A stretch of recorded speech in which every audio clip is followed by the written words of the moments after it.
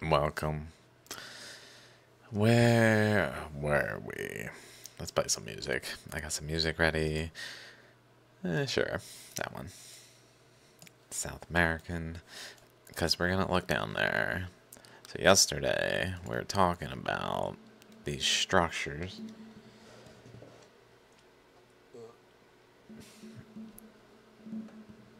Okay, that where we had this relationship between the Mississippi Delta and Lake Michigan, and then those in Hudson Bay, and then Hudson Bay, James Bay, and Lake Superior, and Colorado Plateau's outer circle. Hopefully that's not distracting. Sorry, I know maybe I shouldn't play music. Sometimes I'm like, what am I doing? Like, really, what am I doing? Why I'm sullying, not that like making it almost too much at once. Maybe like it doesn't really benefit to be like, oh, that's interesting music. Well, if it is, like, while talking about this, maybe I don't know. Anyway, it's kind of fun though, so we're gonna keep doing it, I guess, for today. And it almost feels like comfortable, so I keep doing it. Okay, so there's that. Then there was the eddy here. So by the way, there's an eddy centered on Hudson Bay. See the last episode? This is a continuation of that episode, and that is a continuation of all my research, but like this is a continuation of that episode. Especially. So I'm gonna assume if you're watching this, you watch that one. No one watches these videos anyway, so it's not like this video is gonna get like a bunch of views and people are like, what the fuck? So we'll just move on from this now. Okay, so we got the eddy that we were talking about last time, centered on Hudson Bay, that's large. We've got the eddy centered on Michigan, that's smaller but also large, and with a central nucleus region, central shell that was around Michigan, and an outer shell that reached Lake Superior and at the Appalachians. And the existence of this eddy was central to the existence of the Appalachians. That the Appalachians were there was related for sure to the formation of this eddy, but the formation of this eddy was related to the Appalachians. Like they were simultaneously probably forming together because there was essentially an eddy here. So imagine a current flowing this way and then going across this way and then continuing. But here, it didn't continue, it ran into resistance and eddied here, like so.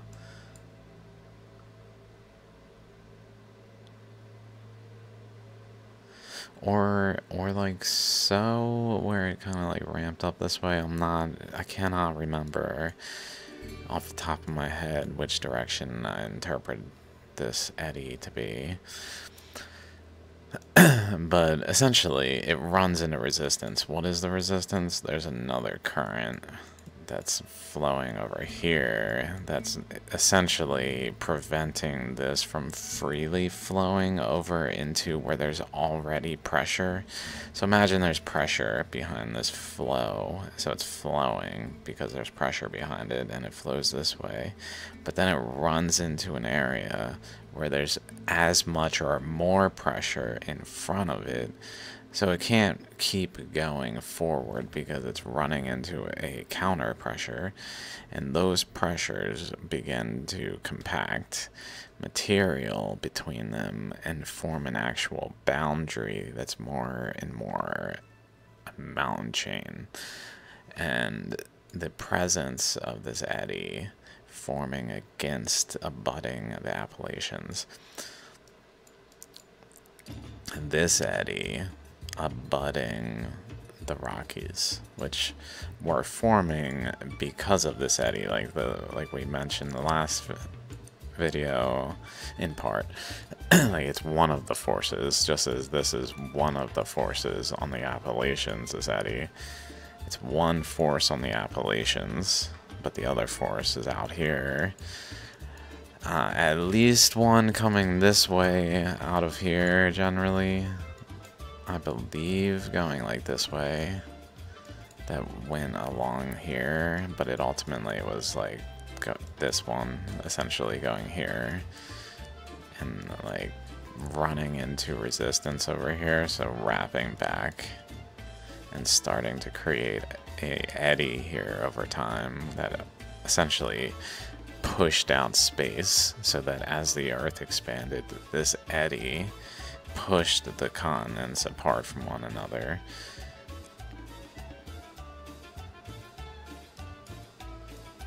With another eddy, possibly centered like a smaller eddy down here, maybe. Another eddy over here, like two eddies here, relating to here and here, like drainage off of here and off of here, two separate locations that were kind of divided. But then there's flows up here, and there's flow here, coming out here, running into flows over here. So they're running into each other, and some of it wraps around this way.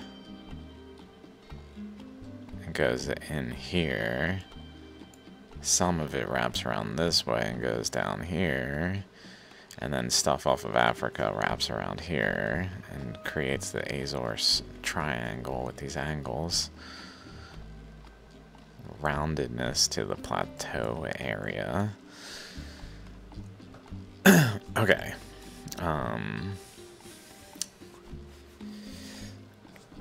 I figured I'd kind of just, I don't want to say like meander, rant or something, like just kind of go with the flow. So one thing I definitely wanted to do was, while I do this, I might as well like put it all like together on a single representative thing. I don't know what color to use here. That's like the best color to see through all of this, and I probably want to do multiple colors.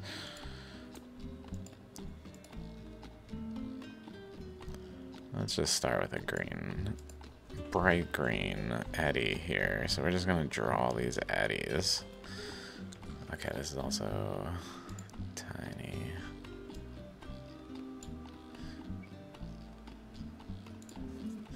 Maybe I'll change the size based on like the actual.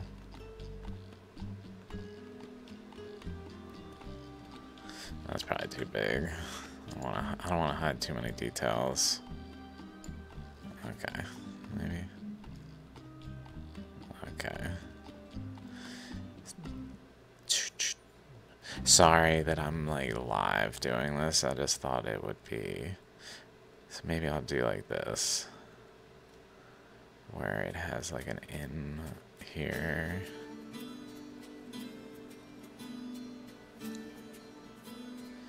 So that's one eddy. Then we've got another eddy. It's a good color, dude. Here.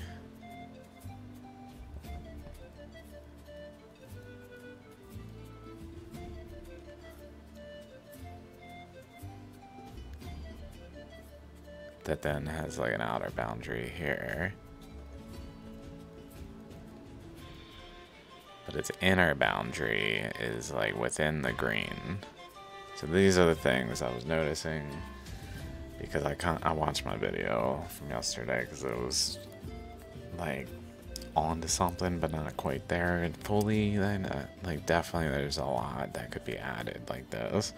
Where I then say we also noticed another eddy that we can maybe draw yellow between the Hudson Bay. So like it was more polygonal. So like, let's actually look at the map before I go drawing it. Like here, this pretty much. So up to I guess I can zoom in. I also made this high quality. I don't know what I'm doing. So it goes over here. Something like that. Another eddy. Interestingly, I didn't mean to, but I drew it like, I drew the green wrapping in around here. I just kind of was like, well, this goes up here around this like circle. This kind of looks like a circle. The way it's drawn, like if we hide this, like here. This area kind of, so I just kind of continued it across from here and then made a circle pretty much. And then continued that circle in. But it led to me kind of putting this boundary around Lake Superior here. Maybe there is a like difference. So essentially like the inner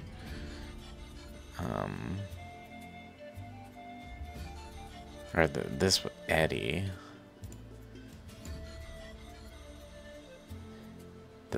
the nucleus is entirely within the larger eddy, but the bottom, I guess it looks like it goes across like right there. So maybe it is also entirely in the green. So the green really should be more like this.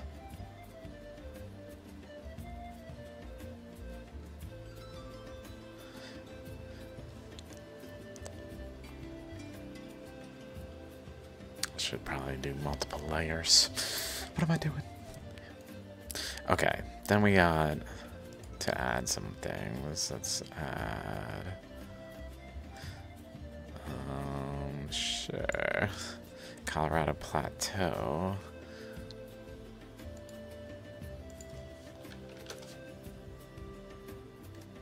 Here, so the circle, center, and then the outer segment. Maybe I should dot that. Circle, whatever. Essentially an ammonite shape, an eddy that was there. So there was an eddy there. There's also probably here and here. Small ones that we could draw. Let's draw them. Because they were there. Like that. There's essentially a current. I'll just draw this and erase it. A current coming down here. And a current coming up this way. That are running into each other. That then kind of fan out to have a shape like this.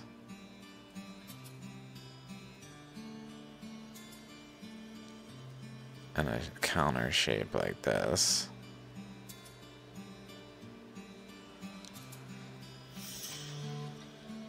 That then have a eddy that formed here and here, pretty much like in the mouth of these like snake things.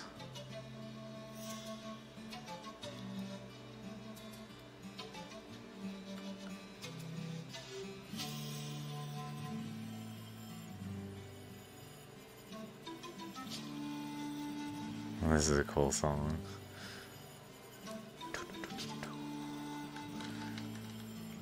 I like it. It's kind of vibing. It's kind of vibing. Okay, so let's just draw an eddy. Here, maybe a positive. Let's do a positive. And a negative. So, what do we... I can't remember now. Red, blue. And whatever. One here. Which was kind of... It was where the Columbia River basalt was largely. Which also extended over this way.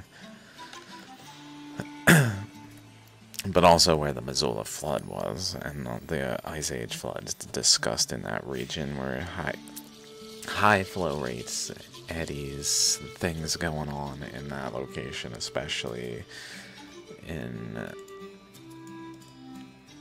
by currents coming out of here and basically turning over into this region. Some of it went over here, but it ran into resistance over here, so it started to branch off down this way. A main conduit of current coming down this way, branching off over here, that then filled this area with essentially an eddy, with smaller eddies as well. And then this one, like, compacted a mass in a sort of counter way. I don't know exactly why they're, like, not functionally behaving more similarly. Hot and cold, maybe, the circumstances that were then, like, hot water this way. That was physically, like, because right here, this location right here is where Baja, this region of, or Baja, Papua New Guinea, this region here, was folded in here. This all in Solomon Islands were basically over here. Like, this polygon pretty much did not exist. It opened in the space of the earth, this polygonal space, and this was attached over here. Let's pull up the animation. Let's go animations. Animation.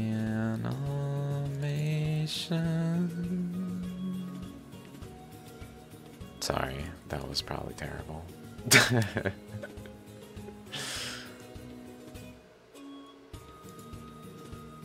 So this is how it was, pretty much, like, closed. With this segment here, though, right here, I don't know if what I drew was actually exactly correct, but this segment was where Baja, California, was attached to Papua New Guinea over here, like this. Did I just...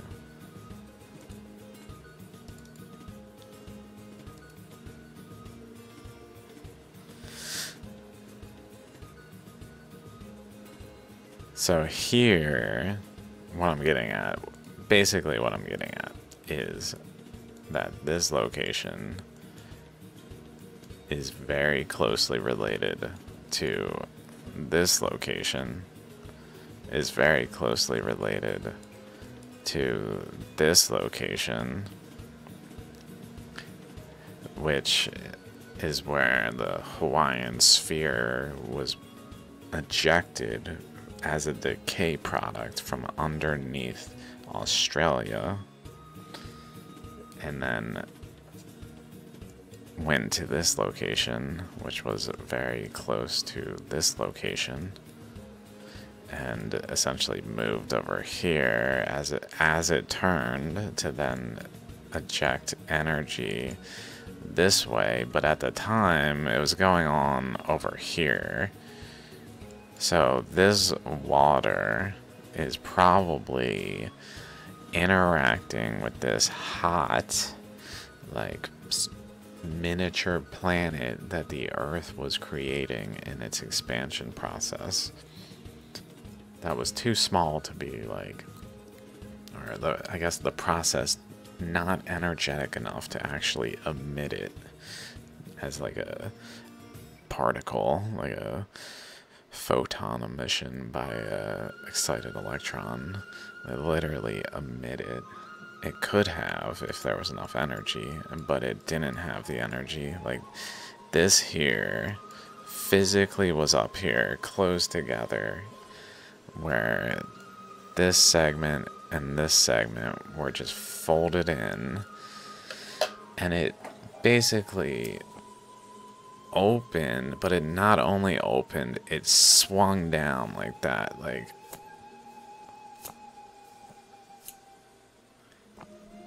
with a actual, like, the sphere of Hawaii makes its way between this space up to here while they're still conjoined.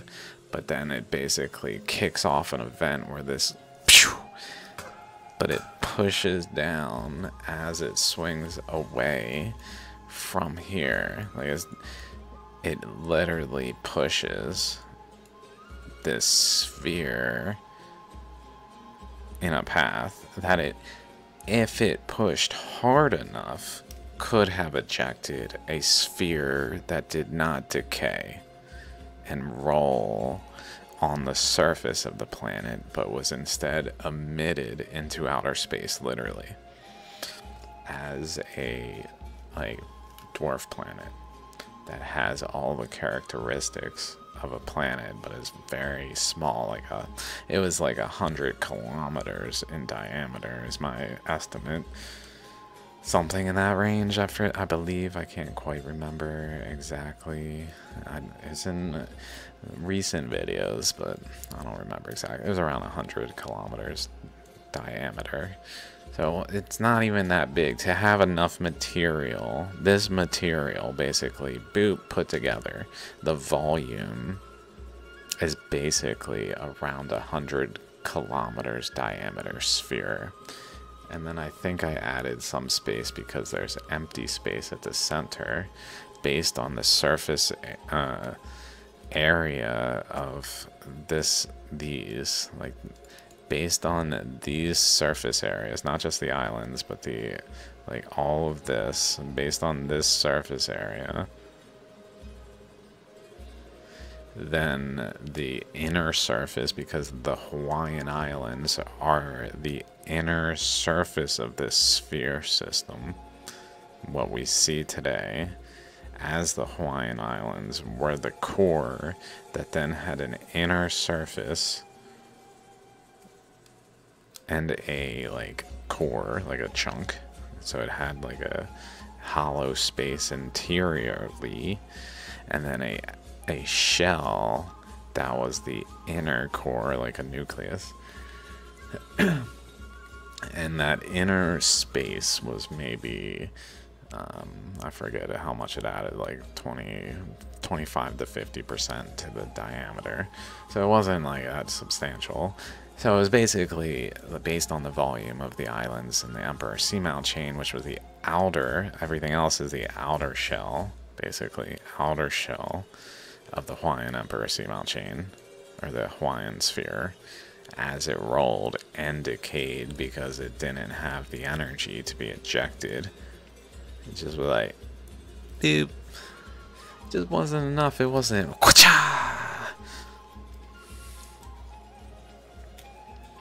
Okay, this compass here, surprisingly, I wonder if anyone's really talked about that before. The compass like, it clearly looks like one. The arc here, this, someone must have noticed in like Freemasonry or something, one of the Illuminati, someone's gotta be talking about this. You guys know about this Illuminati? Illuminati, let me ask you guys, if you're in the Illuminati, just let us know. Do you guys know about this? I mean, the fact this has this ball, it boggles my mind. I've never seen one like this. How epic. Okay. We didn't even really talk about South America at all, but let's listen to some Thai music now. I'll link all these videos. I got 4 of them. Thailand over here. I looked it up. I was like, isn't Thailand over here somewhere? I wanted to see like its exact boundaries. There it is. It's kind of interesting. I was like, maybe I'll even be talking about it because it seems like it's right in this line along this boundary of the compass, pretty much, like right there. where this goes, but I don't know if we'll come up with anything to add to that without actually looking at technical details of the area that I don't know about enough. Hey scientists, yeah, I do that. Yeah, I don't just fucking spitball shit at willy-nilly without prep. This shit is the product of years of groundbreaking discoveries. Wouldn't happen otherwise. But still, I can't just look at Thailand and be like, I know what's up. I would need to look at details. That's my point. Anyway, what was I getting at? So we were kind of looking at this. We were making this map. Got that circle. We got that circle. We're going to add a red one here. Just for this area. The Idaho batholith, basically. That are kind of energetically coupled. Like there's some kind of coupling here for some reason that is like related to, again, the hot. That's why the hot flow, and then the flow from the Arctic, pretty much through this area, that then interacted. And this hot,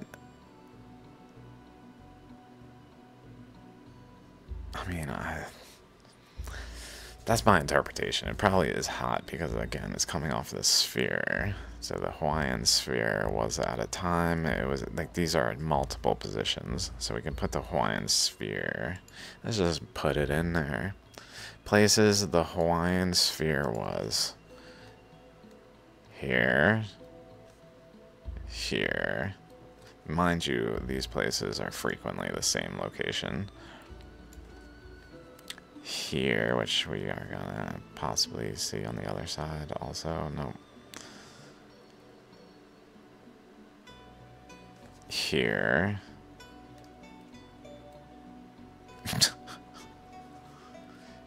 Here.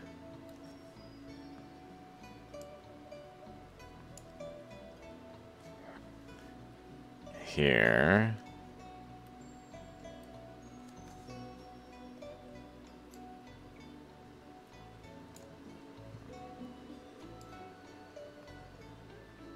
Where is...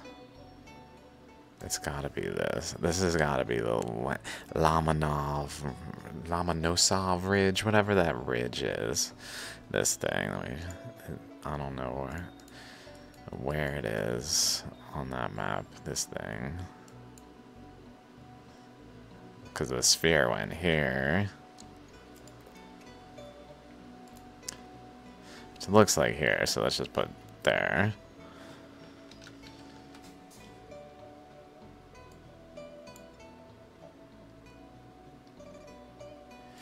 And it started here, so we should probably include the fact that it started here.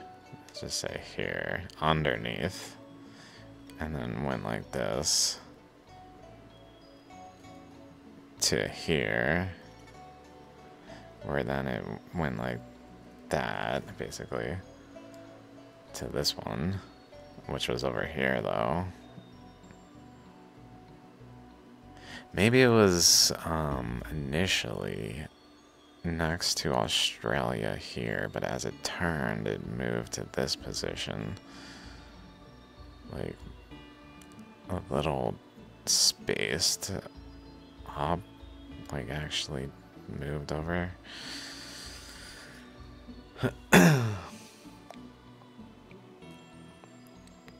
When they were closer. They were very, very close at one time, possibly adjacent. Possibly adjacent, because this... There was also, let's keep going, there was an eddy here. What color have I not done? I just gotta do ones I didn't do adjacent to each other. And something we can see in here. There's an eddy here around this. And that went into Chicxulub, which was here. And then we've got current flows. Well, maybe we could draw that later, though.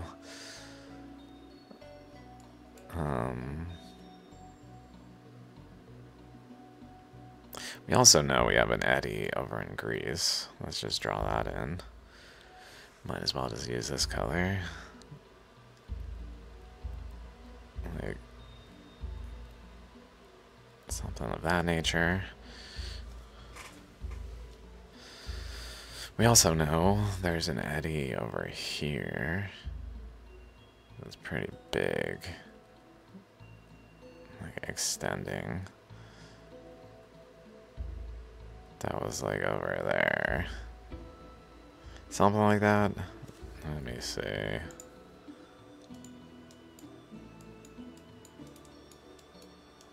Might need to look at the...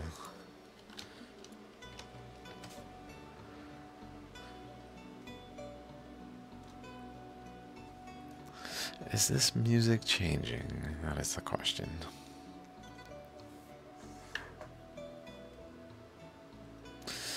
Oh, might not get to look at it, I guess. Sometimes it's not up. Oh well.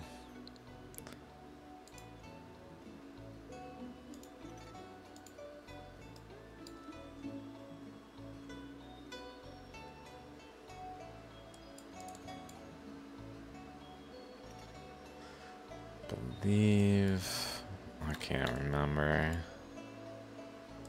Trying to picture it in my head, it definitely overlays this. I just can't remember if it extends to Sarastra. I probably have an image of it.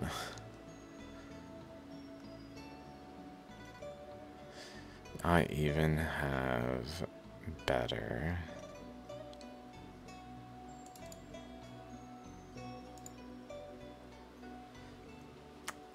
I love that I'm prepared sometimes. There it is. Over here. Okay, it goes down there. And it really, like, boundary kind of goes to Sarastra. It's pretty much in it. It's like... This is a good boundary of it.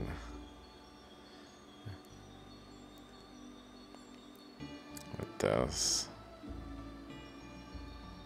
taking this shape.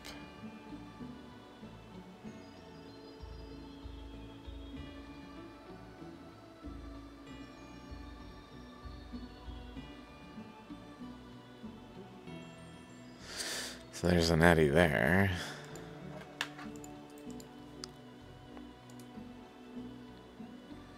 That's pretty good.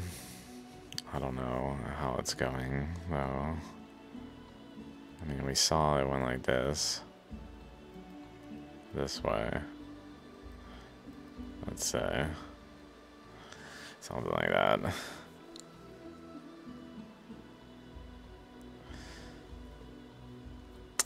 Let's see, any other eddies? I guess I can draw the one... I mean, it's under... I don't want to put too many undercurrent ones. This is kind of an undercurrent one, but I know it's in the terrain. Like this. It's just kind of like pseudo in the terrain because it was probably really influential, but it was ultimately undercurrent one.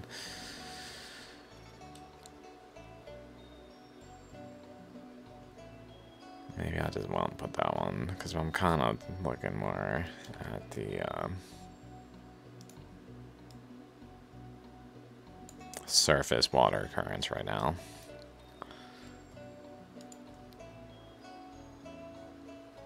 Okay, so we've got this stuff.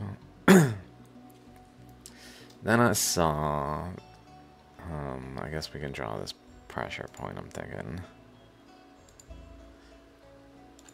That went over like this way to here, so right there. Kind of something like that. So some reason in the structure of this eddy, between these two, this eddy is just squished between them. I mean, because this is against the Appalachians. So maybe we can draw the hard boundaries of things.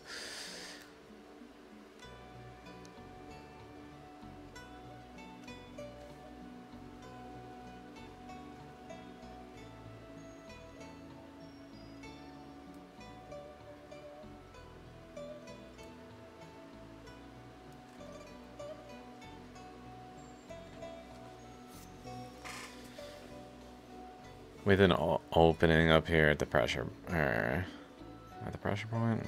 I don't remember again. I might have drawn. Not at the pressure point, no. Here, opening here, pressure point here. Might not have drawn it exactly in position, whatever. Reason I did that is because I was thinking maybe we can draw the next one too. We can do like green, but light green maybe.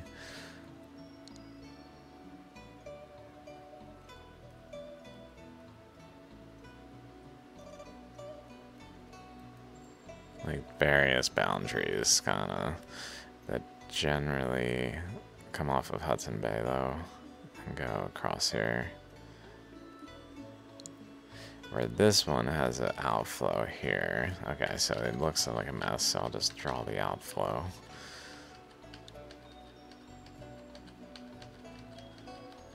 And like a basic, just a basic one. Even though there's many and they like overlap. An outflow here. So these currents are interacting, where there's a current going this way and this way. So this is getting to what I was mentioning in the last video, and why it's really closely related to the last video, is I said this is a valve. Like it's a valve. Like if it was like this, it would be blocking off this flow, but because this system, this eddy, overwhelms other currents, it's able to get by. And my thought is maybe it's a deep water enough that it's not like, maybe because it, like in this area, it was really over here, possibly very deep water, where it could kind of like ramp into the very deep water to then not like directly influence the surface of the planet as easily. There was just space for currents to like find more laminar flows, less direct clashing like happens at the Rockies. But I was thinking, what if, let's just say, because things change. Like there was a time that this was pointing up that way, and this was over here. So if, let's just say, there was a current flow out this way that goes over here to like this location and further, like over here. But at a previous time, this flow was actually pointing at this, which was going this way. So now it's pointing this way, so the flow turned. Like as the compass opened, the flow from one side that was pointing at basically the North Pole, it seems, possibly, based on just being pointed like right here, like this was up here, so it was probably before the Earth expanded, pointing at the North Pole, exactly. So definitely closely related to it. But let's just say at that time it couldn't, I don't, overwhelm. So it's more like turned off, like the valve was off. And then around the KT boundary, when the Rockies started to really form, the valve was turned on in this process, allowing for the flow to go out that way. But like before then, maybe this was more closed off. I was thinking, or not closed off. Sorry, it was going this way, but it was going this way. And then what do we see over here? Remember, like if there's a current here, these structures means there's resistance. Because there's pressure over here and then there's structures. It's not randomly there. It's because there's another current out here that's applying pressure into this area. Water current from the flood that was compressing and building the mountains. So if there's a flow going across this way, that one before the earth expanded continued this way. And if we just go over here and kind of look over here, what do we see? This kind of ridge thing going on that we've talked about before. And then we look at that ridge and we follow it over. And what do we see? This. So imagine there's a current flowing out of this, running into another current. Going this way though, running into it over here. And it physically, or wherever it was.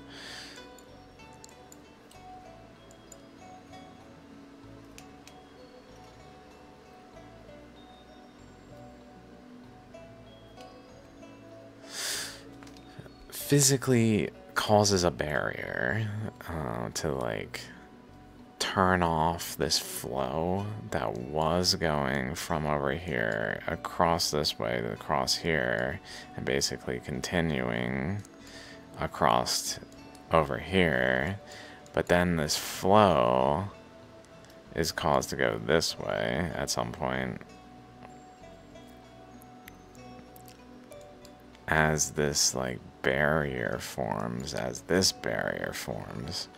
Like the current was trying to go this way, it couldn't, so it sprayed out this way where it actually had somewhere it could spray and physically rotated the continent in the process, like somewhat. Let's see, how much did North America rotate counterclockwise? North American Cambrian rotation, especially, probably late Cretaceous. Scholar. North America, late Cretaceous rotation, geology. We're looking for counterclockwise that picked up leading into the KT boundary.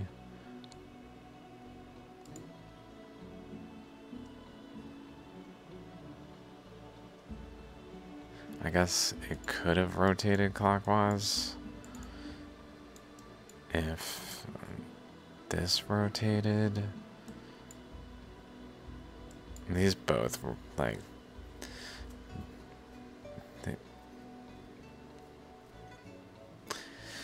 something's up in this area where they were closer. They were more they both rotated opposite, essentially, these two areas. geologically technical papers mention. I don't remember the exact details. It's just I remember interpreting that because of the rotation that they must have done like that kind of thing ultimately to swing open from up here where this was. This boob where the top part of the compass came together there, the very top, that segment was right there,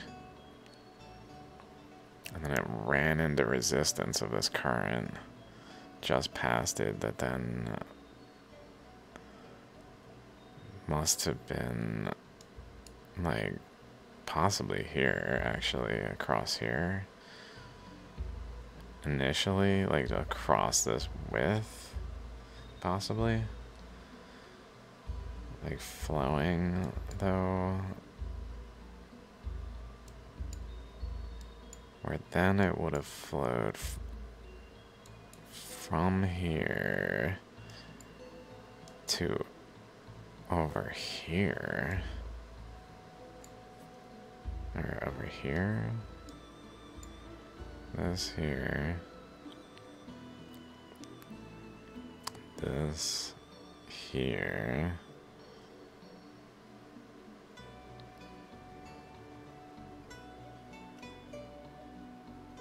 That doesn't really make sense. It's such a sharp angle. Unless it like really rearranged, restructured this angle here because it like was creating an arc in the process. That maybe it might have greatly reformed the shape of this from up top, from up here.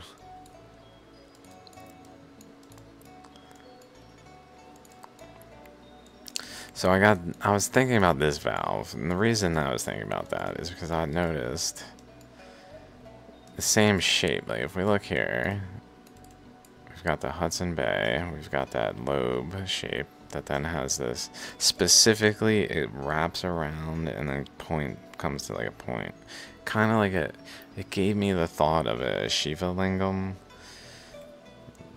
Probably like the type of thing, like specifically this that then can extend as like a current, basically a current flow, where current flows off of the boundaries and through the whole of it, but where essentially they reconverge and then flow out as this stream that is this thing. And I noticed, well, it's the same shape as really here, on a larger scale though, where the Rockies make a side of the boundary, and then down here we have that Shiva Ling thing that then has another boundary generally over here. So this was behaving where it sent a current this way and a current this way. So my thought was maybe this current really didn't take form until this current was blocked off at the KT boundary.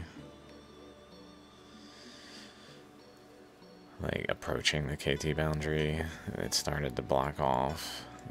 Essentially there's flow going down this way that's leading to an eddy right here, specifically right here. But there's pressures just opposite of all this stuff going on, and there's just nowhere for this water to go. That's what this location is. There's nowhere. All this pressure flowing water in. It's eddying. It's growing larger and larger, but it just keeps flowing in because the pressure around it is just pushing it in. Yeah. But then it just builds and builds and builds in one location. It probably literally was like waves, you know, like, but in a way where certain locations were like permanent waves, literally, that maybe had ripples, but were like waves, like standing waves, just standing there as this like water, lower water, and then literally liquid water in such vigor of flow and pressures that it pushes water into a mound in regions where it's eddying.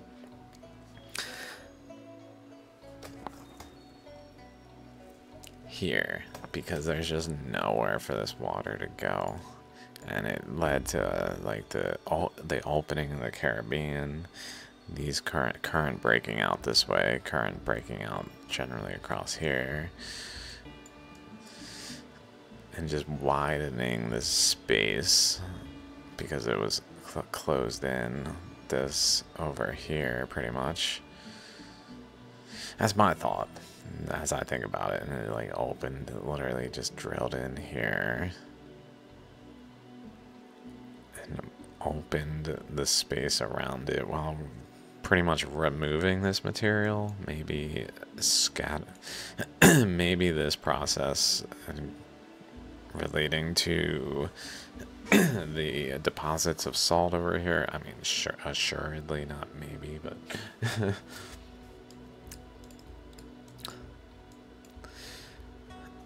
so we got an eddy there. Did I do that one? Yes, okay. What else? So then I was thinking about that current flow going this way, right? Oops. This way.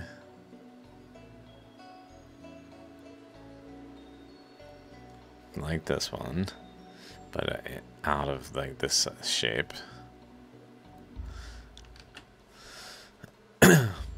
And what do we see there but this?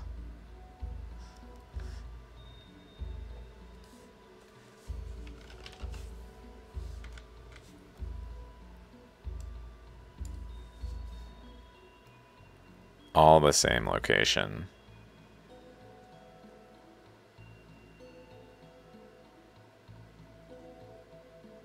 So then I'm like, hold up.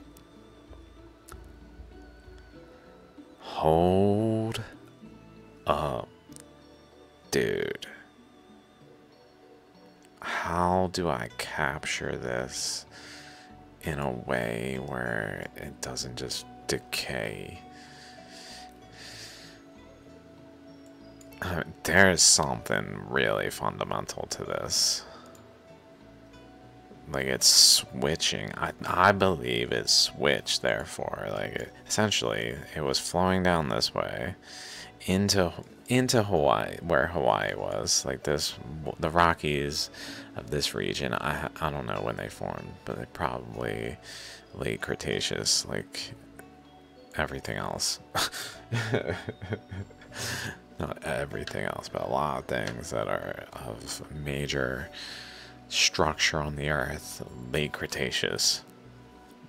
Not an accident, because these currents are like getting to the breaking point where the structure of the earth can no longer sustain the amount of force on the crust, and it actually manages to break the pieces apart so that the internal pressure can fill the space between.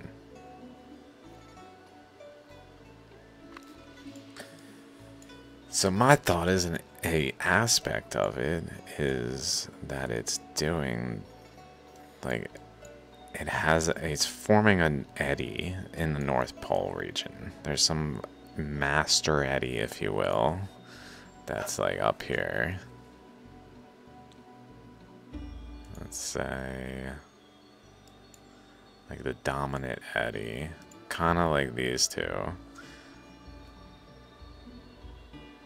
Like I guess I'll draw the red one, the batholith, Idaho batholith, red. One down here, and then Sorry, that's kind of just a little oval. It's hard to draw in that area of the map. And then a blue one up here.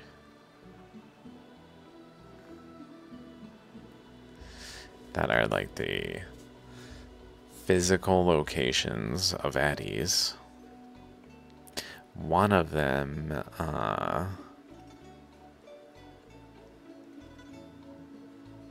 was Australia. I wonder if it went from Australia to Antarctica. Because in a undercurrent manner, basically. Let's see. Can we see this yet? Nope.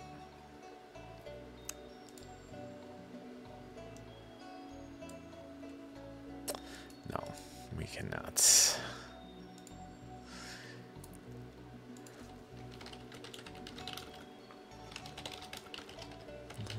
Okay, damn, it's 120. What the fuck?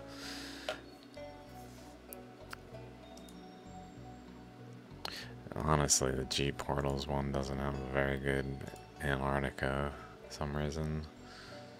Heat flux distribution. Magnetic anomaly compilation. Okay, cool.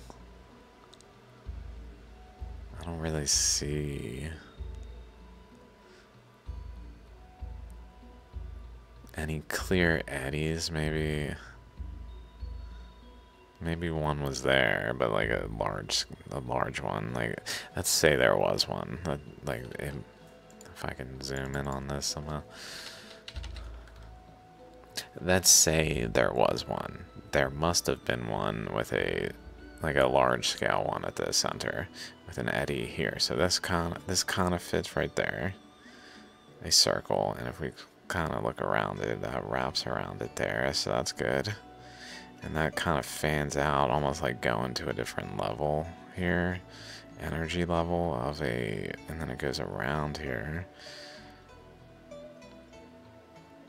It's possible that there was an eddy generally centered there. It's hard to say.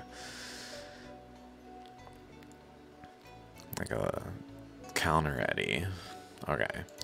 I don't know. But let's just interpret that there probably was based on the evidence elsewhere, and that kind of looked like there was, so good enough.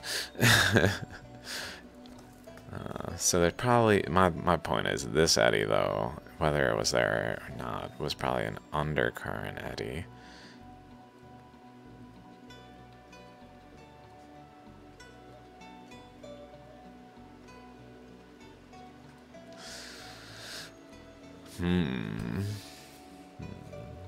Makes me wonder if this was an undercurrent. If this batholith.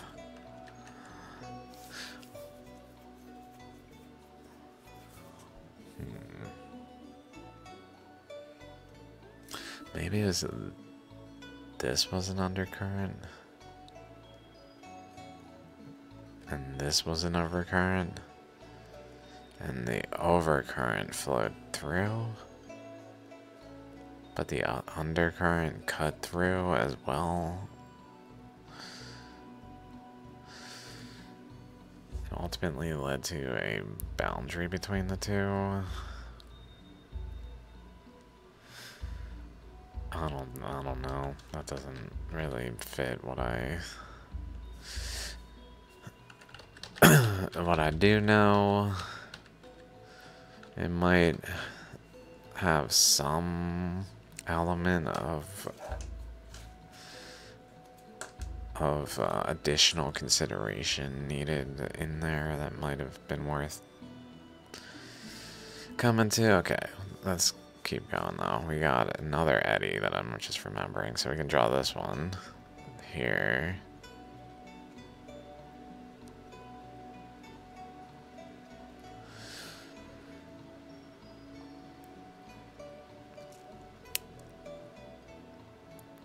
And kind of draw its boundaries to the Azores Plateau largely.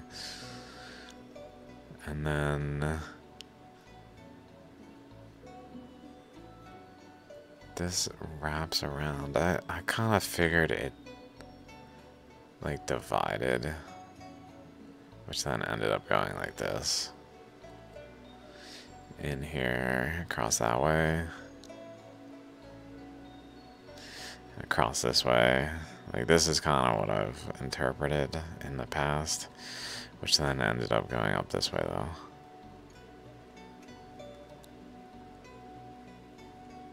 Let's find its exact path through that area. And what I have interpreted in the past. I never really tried to put it together on one map, because it's just so much information. Across here, up this way, through here. Specifically through these structures. Through here. Through here. Which was pointing at this location. Which was over here, pretty much. So then pointing in here. So it's probably going in here. So that was probably what was feeding across, across, across, across.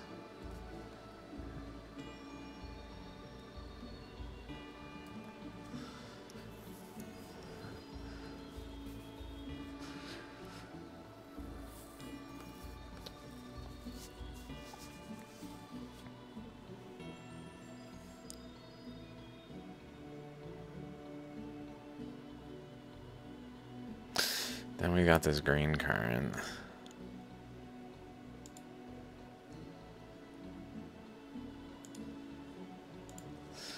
That seems to have gone this way.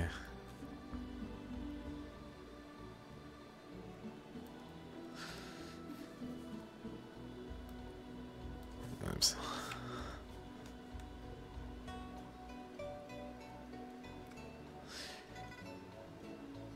And like to a distance to over here, pretty much.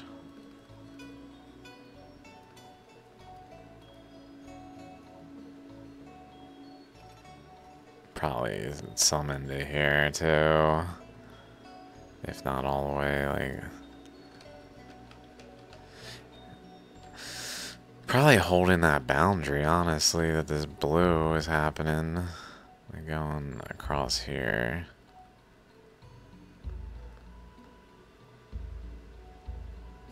I don't know. Let's see where that blue.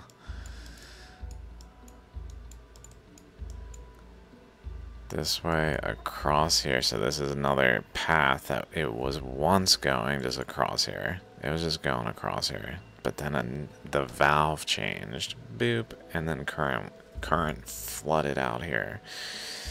But it, in the meantime, is building pressure while current was flowing over here until the pressure exhausted. Boom. But there was a current flowing through here, across here, across here. So there was a boundary of some other current generally here. Oh. Oh, some other current, huh? Like this one. That, like...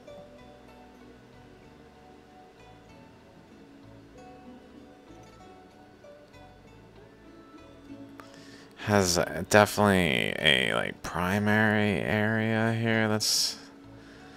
I might even have drawn that too far on the right side. Let's see what I drew yesterday. Then we went here, we went here, we went here. Pretty much there. Based on this angle. So that's what I was trying to find. Based on this exact location. It generally went to exactly there, which is, I believe, what I did. Okay. Although it seems like it might have actually been more to the Mariana Trench.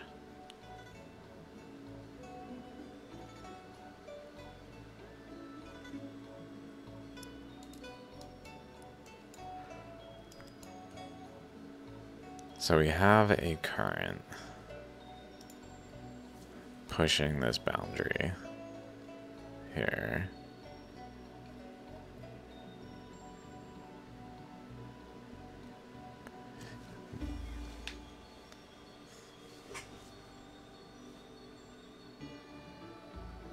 But this, while this is happening, effectively the Earth is expanding, and the continents are beginning to do this.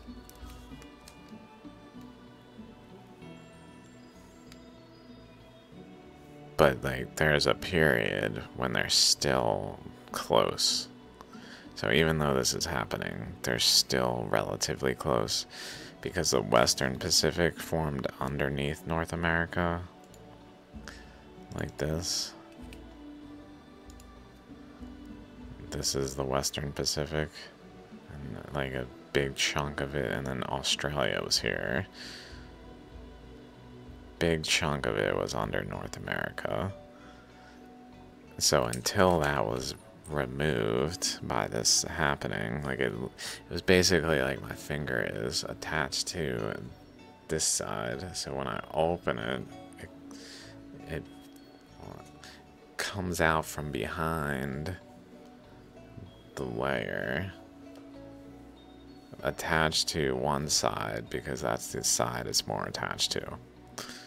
Like I could do it the other way and have it more attached to that way.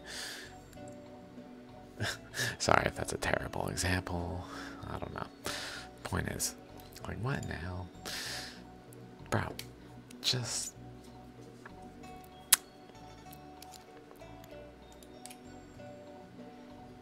Okay, we're about to run out of this one too.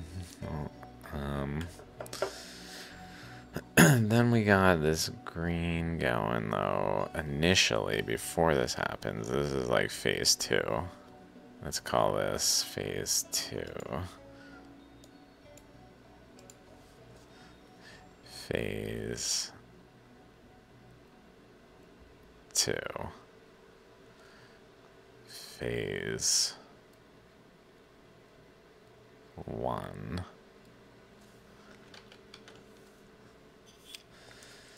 Okay, some Japanese music. We're kind of around Japan. Japan's pretty central there. Cool. This is Jan Tracks. Something tells me this one might be the same song over and over. We'll see.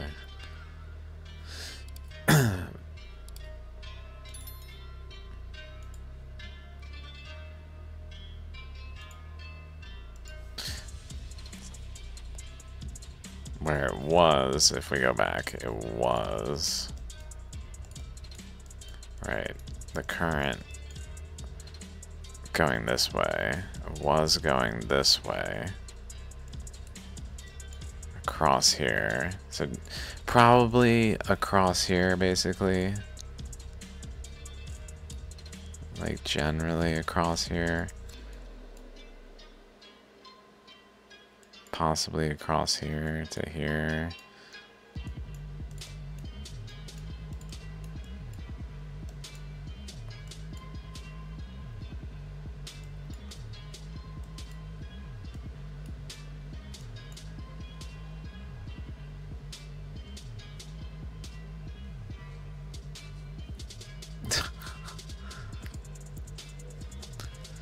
Let's just say maybe. Let's do that. Across the Lake Baikal. Across there specifically. Across there specifically.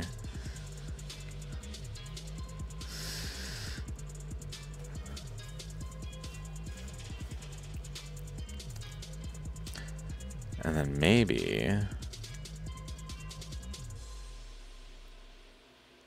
Just thinking... Like it specifically leads to this side, where another current, more so going this way, goes across here through the eddy and like this way to lead to this and this.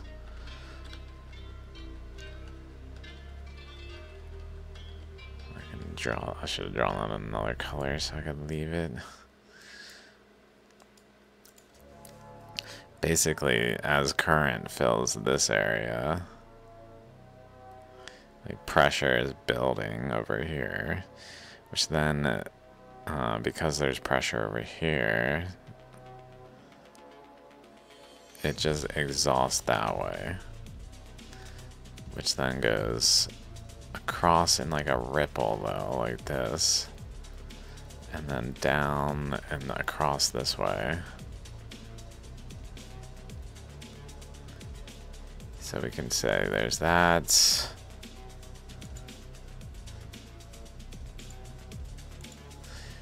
There's that with that one. Which then are two eddies probably generally happening near each other. Like,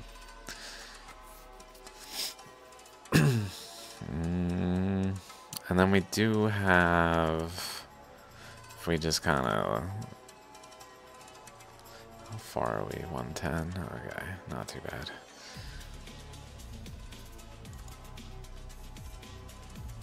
If we just go to here, so we got, maybe I'll just try to add these real quick. We got this current coming from through Canada, across here, through the Rockies, forming the Rockies, and then eddying here. But then if we continue to follow it,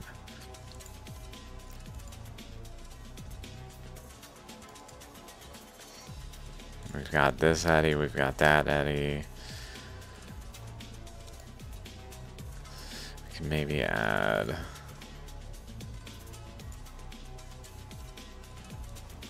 just like an outflow here. Another outflow this way.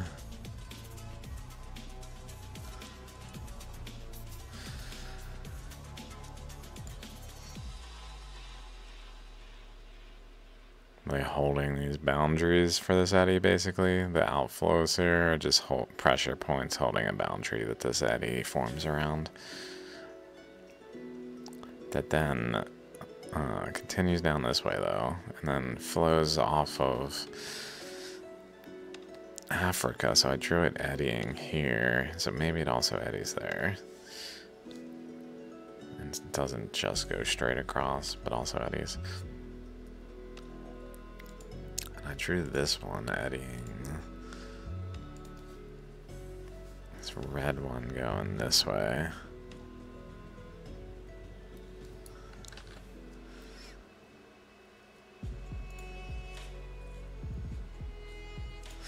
I guess I can draw it, whatever.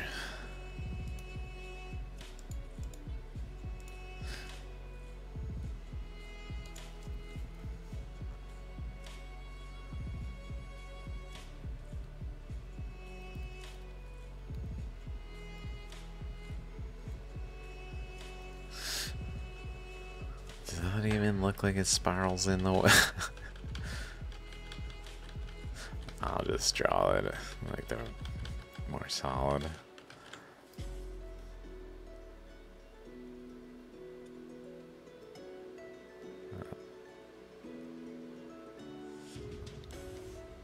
It's like the side of the Azores Plateau forming.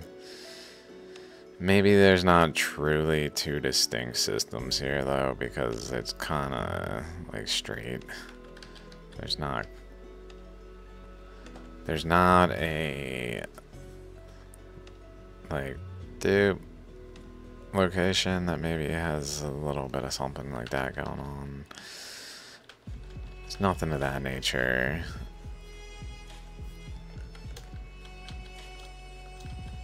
Whoa. Alright. Okay. And then we got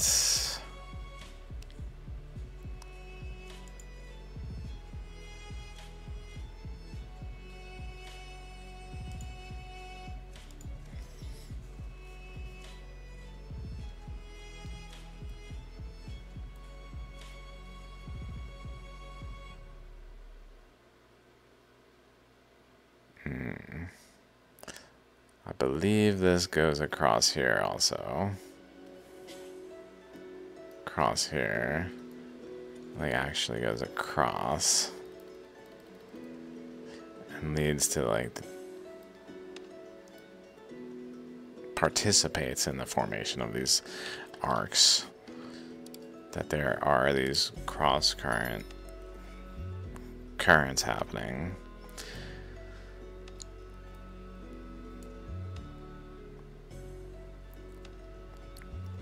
I don't want to put too much detail in this area because it's very complex in other ways that if I try to draw currents, it will probably just be a mess. I'm trying to think. Let's keep going. So we got currents off of Africa. Let's go red. This red one. Off of Africa. On to South America here. Oops. That then ran, presumably, like formed an eddy here because there's a big polygon. Just a gentler eddy that just occupied space, held pressure for the Andes to form against, but wasn't cutting the terrain quite the same.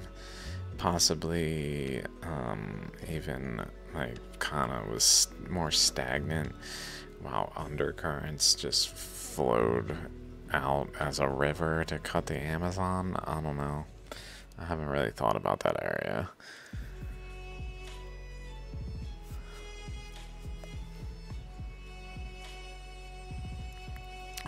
But so there's a pseudo eddy here, but really it's kind of going across this way.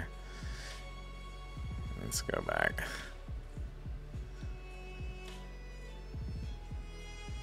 That's right, I drew it doing this too. So that's, maybe it's not quite an eddy, it's more so like two currents both going just forming a hexagonal type of shape in this area, stop sign, whatever many sides it adds.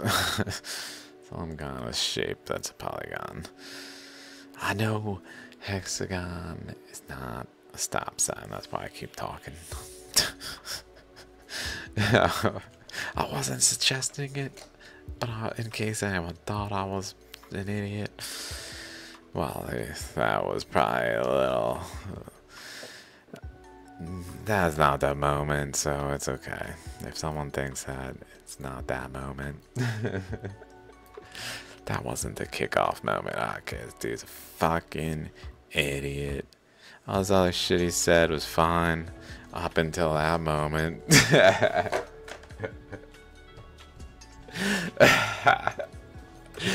Oh, the hilarity of it all.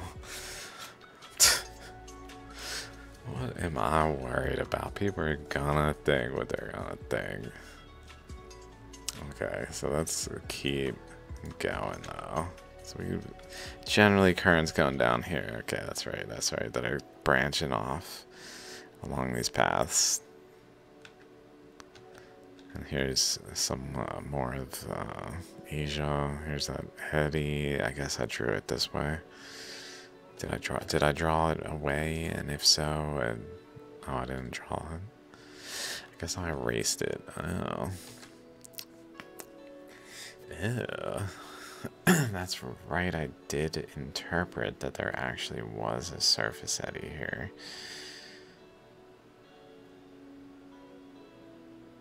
That's why I removed it, because I was thinking I didn't. Ew. Okay, so generally, this blue line, apparently, we found where it came from. I just kind of drew it, okay? I see it's there, like, generally in the terrain based on the evidence. Like, looking around, like, okay, there's some kind of current that was involved in this way. There's one going to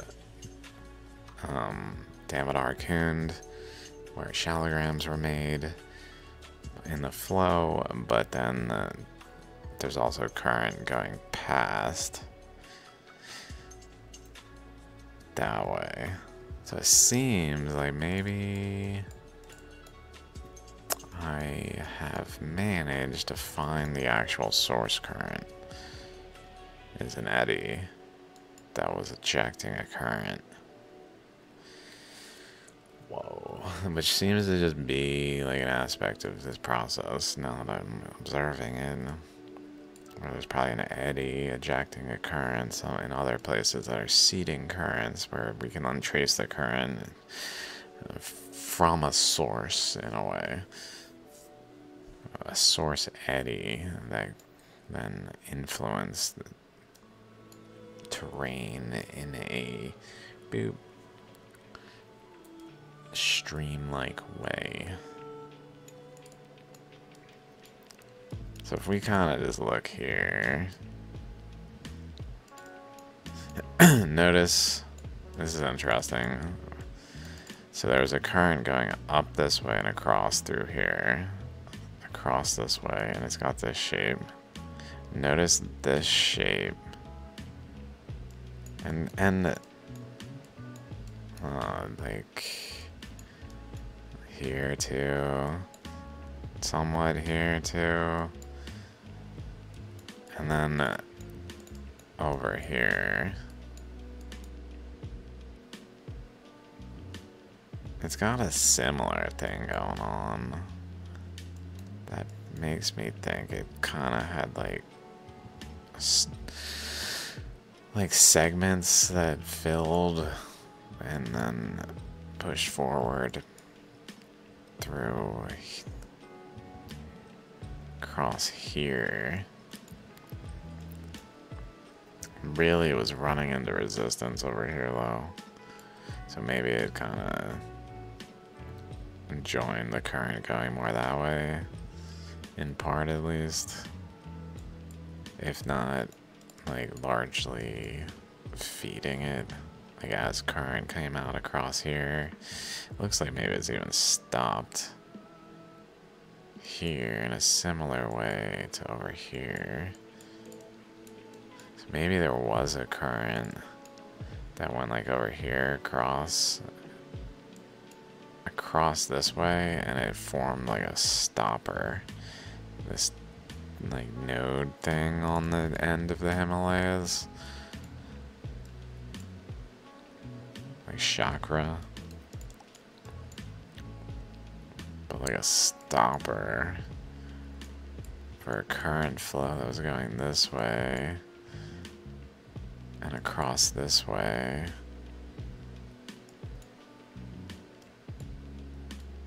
Like a big eddy here.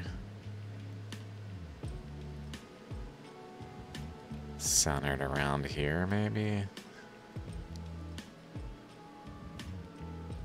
Is that possible? Current going this way, that fits what we've been interpreting.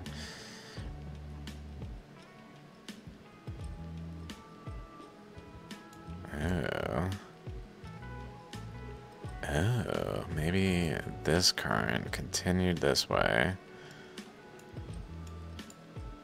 and then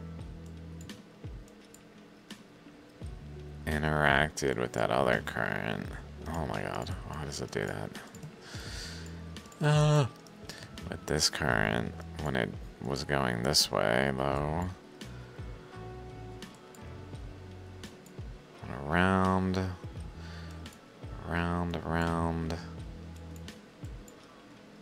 Oh yeah, this way. Oh yeah, here.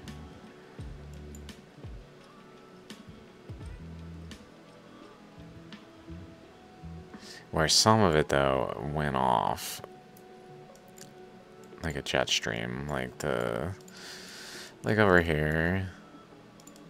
We've got this eddy, and then this stream going to this eddy.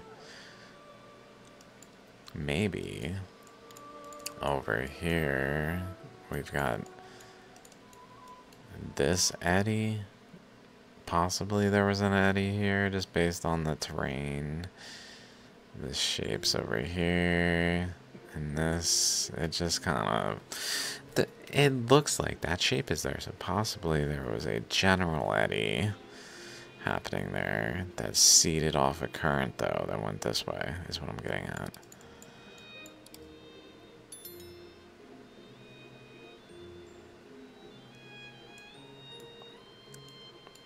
Not sure. In the past, think I think it opens here though and goes this way.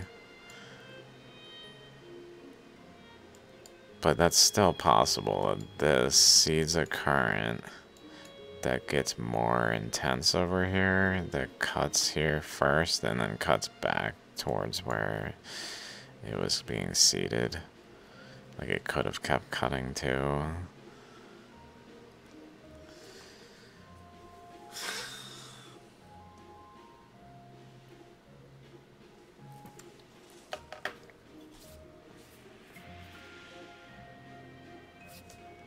I don't know how long I want to keep going. Let's just throw in a hypothetical. This hypothetical one.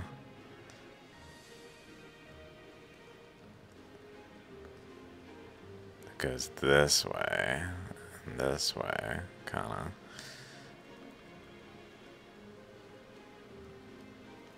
Centered on here-ish. Actually, let's zoom in a little. Kind of looks like like this area lends itself to being like a circled right there, like right there. Let's erase it so you guys can see it real quick. Right? Am I making it up? I know it's just a drawing of it, but it kind of like there. Let's see how we. Point is, the reason I'm saying that is that it goes to the nucleus. That's a point in favor that there's an eddy there.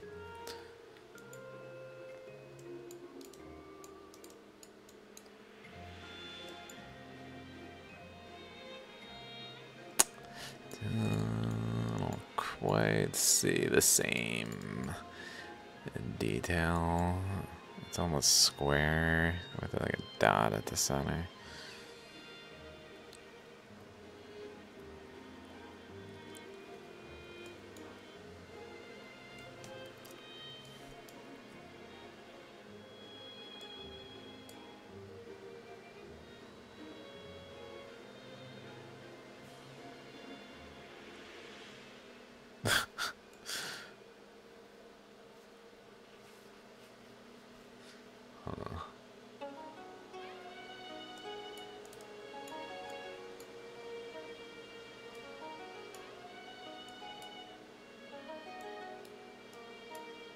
Whoa.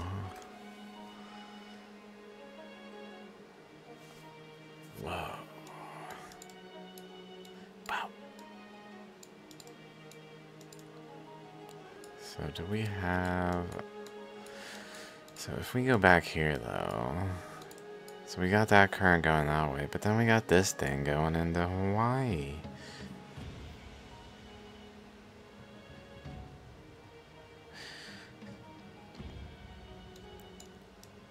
So the currents were there, it's just over time, the pressure built up.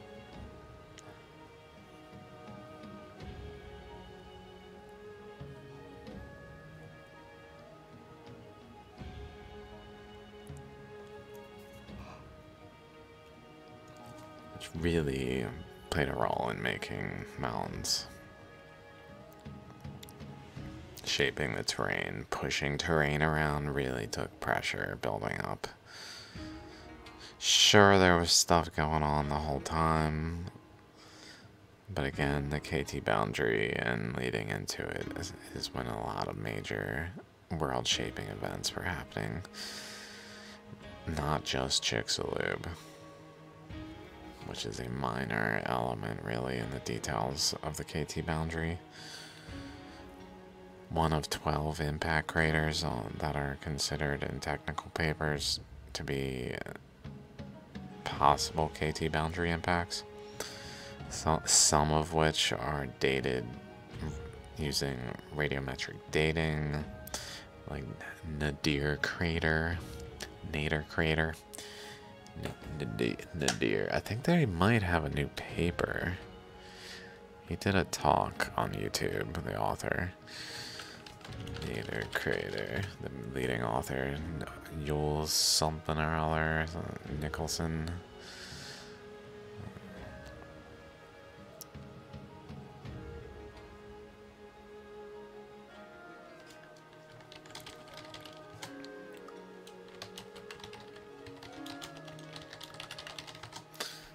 I might not have spelled his name right.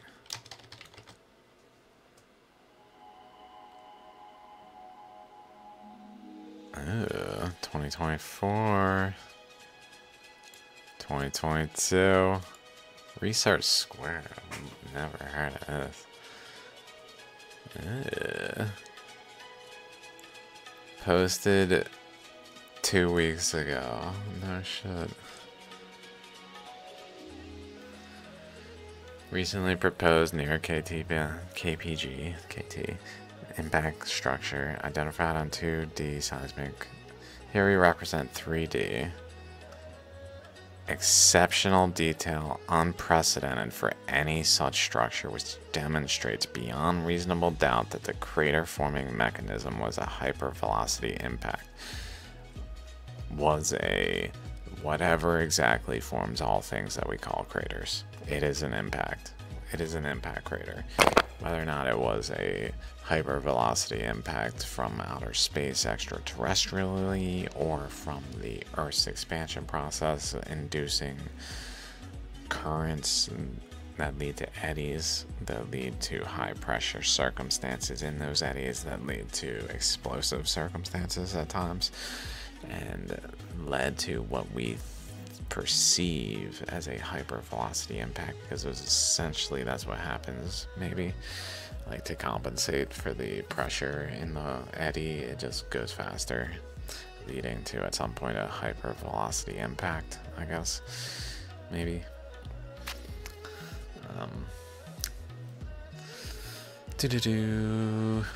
So it's just, I don't want to read this right now, but let's check out the images, which I presume are in here.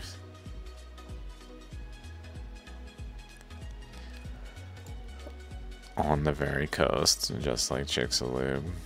Well, pretty much Chicxulub's on like over here rather than over there, but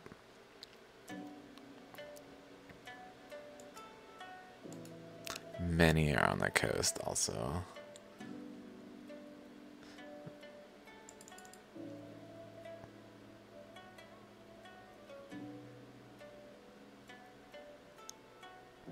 I do not like this. No seismic pull-up. I see seismic pull-up. I see it. I can physically see it. I mean, maybe it's not pull-up like this, but it's subtle. The first paper said, the reason I say that is because the first paper just blanket called something an artifact of the data that was down there, and now it just says that there isn't one. Holy crap, those images. I'm just looking for that, see if it shows it again.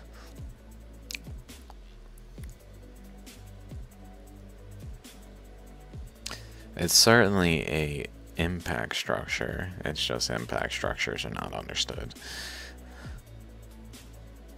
That's cool though that this has another paper. They might even have let's look at the conclusion. Where is conclusion?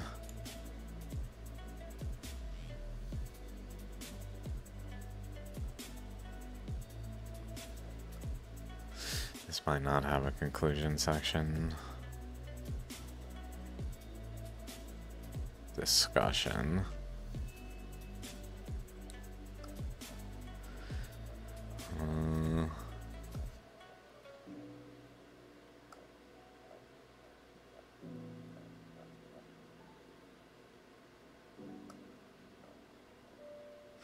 They don't have a conclusion.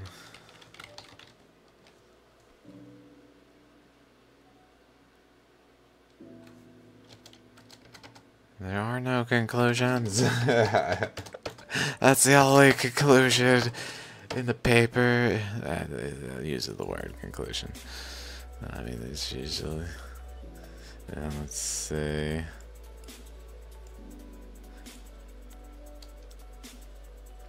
It is a preprint. I imagine it's the complete paper, though. I doubt he would publish it without a conclusion, so in terms of if it was going to have one, so it probably just doesn't have one because of whatever paper he's publishing in.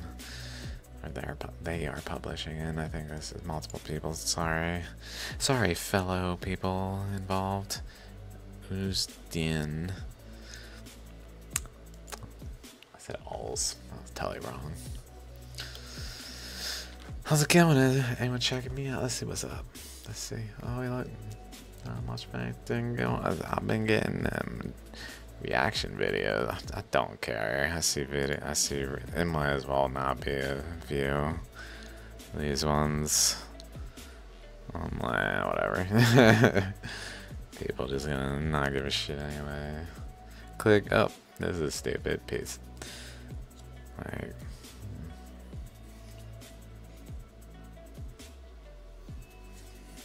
Where was I? You're not someone I know. Or va. Ooh.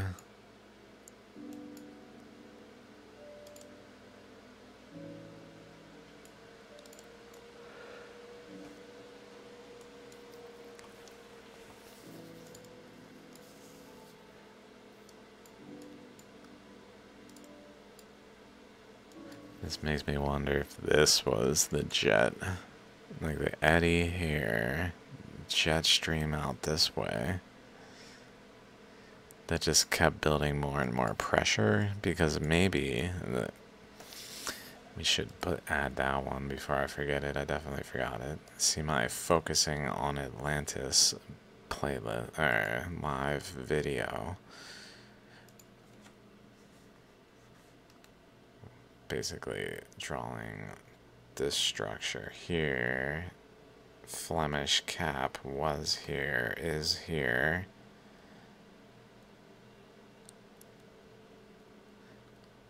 It got moved over there, but then this had a current flow pushing it that then continued this way along here. So it's probably running into that current, basically. At least, like, so maybe there's another current going that way from somewhere else that is running into it as well, that is just basically not letting this current to vent. But it's still venting, because it's, like, got nowhere else to go, so it just is, like, building into this explosive opening of the Caribbean that happens until the KT boundary. That's when the Caribbean stops opening. South America and North America stop separating at the KT boundary, because that's when the energy broke the continents apart enough by this boom that then all this flood water that we're analyzing how it is forming these eddies on the continents, and this is opening up and not there. Basically, this is stuff opening in the process but not there until later on. All these eddies are able to actually relieve the pressure pushing against this body of water into the ocean bed, because the ocean floor forms. Relating, though, to a current going this way that cuts across here and runs into Cusco, transporting possibly Possibly. I've barely considered it, but I think it might be true because it would be so cool. The story goes Atlantis sunk to the bottom of the ocean. But that don't mean in the process of Atlantis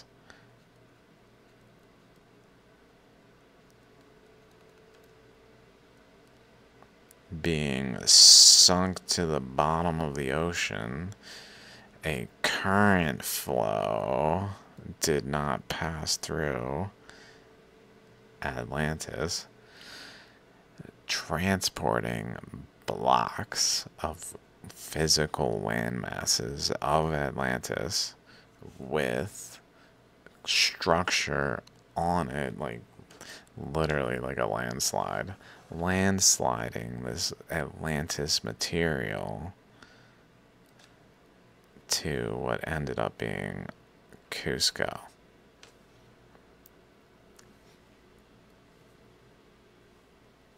I don't know. It would be so cool. It would just be so cool. Like, wait, there are Atlantean remnants, megaliths. How the fuck did they get over there? I wonder. I'm gonna have to look into that some more. The Flower of Life, I kind of just stopped looking into and not looking into, but contemplating. Like, it definitely relates to this. The Flower of Life stuff, these eddies with eddies atop one another, and definitely relates to the formation of the Flower of Life. See my video, The Flower of Life, a couple episodes ago in Underground Science. Okay, it's late. Peace out, guys. Thanks for watching. See you next time. Till then.